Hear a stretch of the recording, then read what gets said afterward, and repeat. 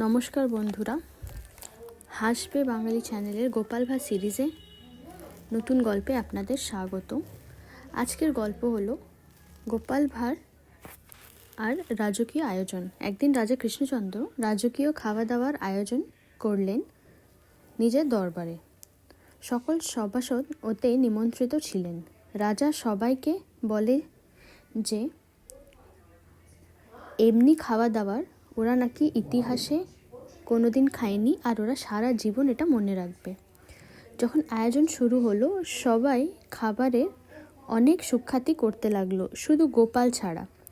রাজা তখন গোপালকে জিজ্ঞাসা করলেন, তুমি কিছু বলছো না যে গোপাল? খাবার দাবার তোমার পছন্দ হয়নি নাকি?